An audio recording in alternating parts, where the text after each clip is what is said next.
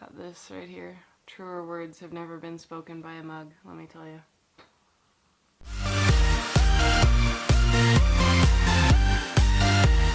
Greetings and salutations, everybody. My name's Hope, and I am currently in recovery from anorexia. Today is part 3 of the series on my channel where I talk about my life up to this point and how I feel like everything I've been through has affected my eating disorder. Let's just ignore the fact that I sound like a man and I look like absolute dog shit. And I've also got this right here, which is like, it looks disgusting, and it's basically this red rawness above my lip where I've been blowing my nose like crazy, and it's all chapped now, so I've got this nice red mustache. It's pretty sexy. Remember my last video where I was like, my throat is so sore? Well, it manifested into a full-blown cold that was absolutely terrible. It was the worst cold I've had in a really long time, so got this right here. Truer words have never been spoken by a mug, let me tell you. Today I'm going to talk about my anxiety and depression and how it got a lot worse after I graduated high school. I'm going to talk a little bit about college and kind of what I did after I left college. The summer after high school, I didn't really know what I was going to do. I had signed up for college classes. I knew that that was like what I was supposed to do because everyone else was doing it, and I don't know what I was thinking, but anyway, so during that summer I had my very first panic attack and I was scared to death. My mom and I were just watching the news. It was just a regular night, and all of a sudden I started getting pains in my chest and I felt like I couldn't catch my breath. If any of you have had a panic attack, and I know that panic attacks are different for everyone, we all experience different symptoms, but for me, I get this feeling in almost the pit of my stomach and I feel it rising as the panic attack comes on full blown, and it just washes over me and I just go and then it comes out like a demon or something. I don't even know what you would call it. I started to hyperventilate and I started crying because I was really scared. I didn't know what was going on. I thought maybe I was having a heart attack. I don't know. So my mom brought me into the emergency room and they checked me out and everything, and they said, no, your heart looks good. I mean, everything looks fine. Your pulse is really high though. I think my pulse was like 120 or something.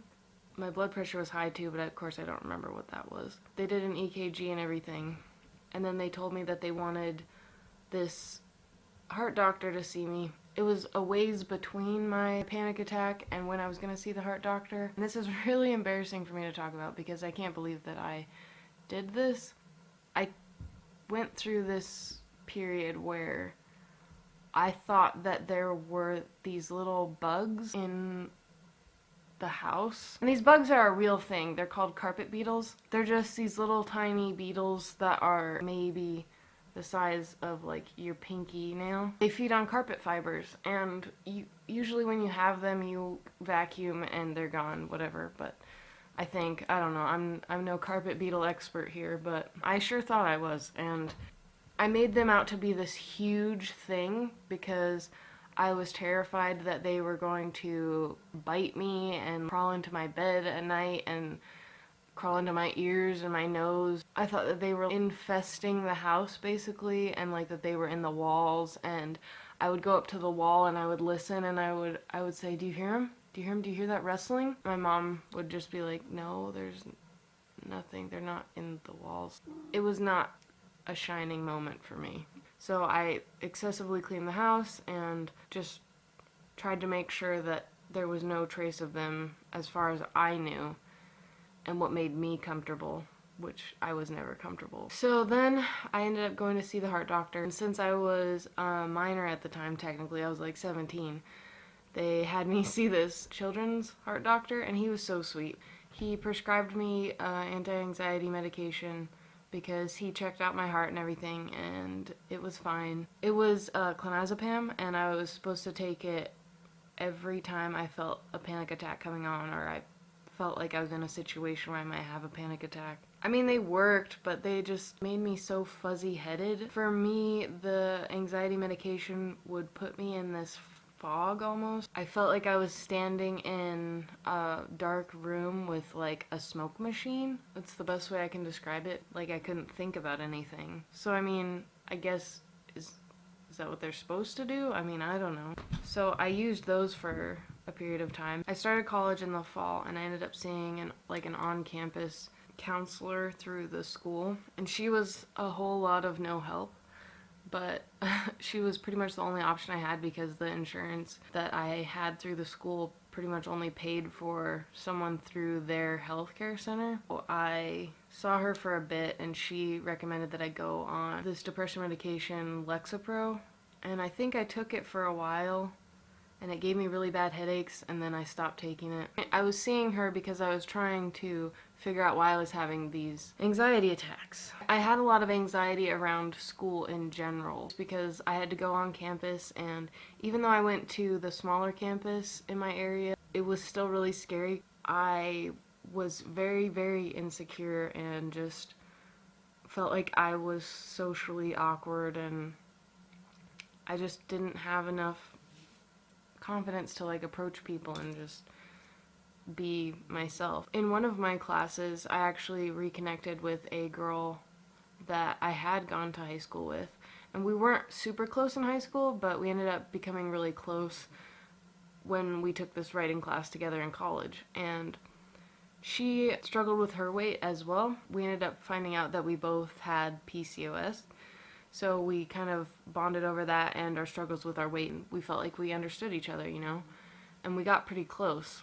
That was definitely a silver lining because I felt like I didn't really have anyone else. She ended up moving away with her husband because he needed to move for his job. So then once she moved away, then I started taking the college classes that I still needed to take online because I just couldn't handle being on campus anymore. It was just giving me way too much anxiety. I did that for a while.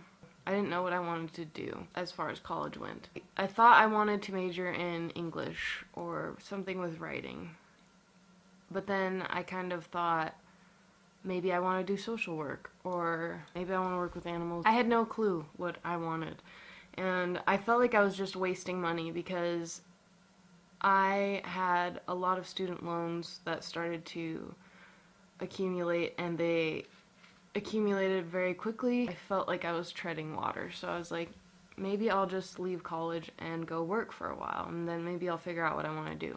So I ended up finding a job at an accounting office. This was like my first real job where I got a paycheck every couple weeks. It was a good job and it paid really well, but the manager was not a very nice person, and she made me feel really bad a lot of the time. She was a micromanager, and she always seemed to find something wrong with what I was doing, and I just felt like I couldn't live up to her standards that she had, and I wanted to so badly, but it was just like nothing was ever good enough. So I ended up using food to comfort me when I would get stressed out from this job. So since this office job was mostly sedentary, I gained a lot of weight over the course of me working there because on my lunch hour there, I would go to like a fast food restaurant and order a bunch of food and just go sit in my car and eat it all. It was like what comforted me. At this point, I was really,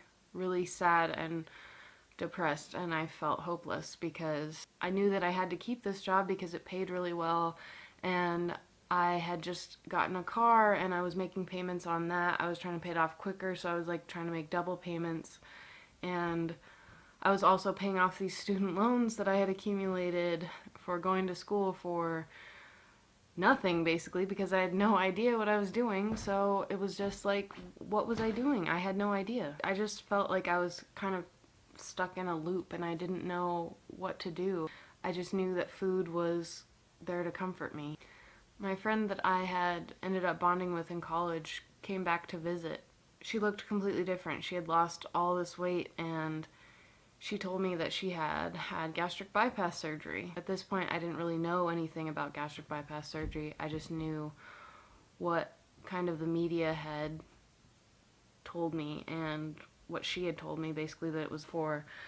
weight loss if you wanted to lose a lot of weight quickly. My friend basically told me, you should get gastric bypass surgery because she knew how miserable I was. She knew that I hated myself basically, and she had said how great it was for her, and she thought that it would be great for me too. And I, of course, was like, sure, that sounds like a great idea. I had no idea what else to do. I felt miserable, and I thought that losing weight and being skinny or getting to my goal weight or whatever would solve all my problems, and my anxiety and depression would just go poof. Oh, Hope. Wrong. So wrong.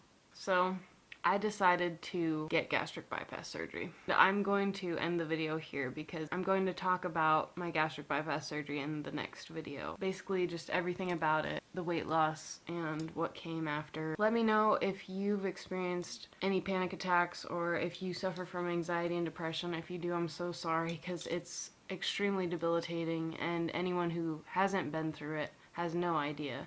People just say, just feel better, or just be happy. And you're like, if it was that easy though, I would just do it. It's a chemical imbalance in my brain. My last punch in my video was so depressing. It was just like this. It was like a weird like chicken wing, like, I don't even know. Stay strong in the fight against stupid eating disorders, and I will see you guys next week. And thank you guys so much for watching. Let me know if you like this series. It's definitely been an eye-opener for me making it. I love you guys. Thank you so much for your support. I'll see you next week. Bye.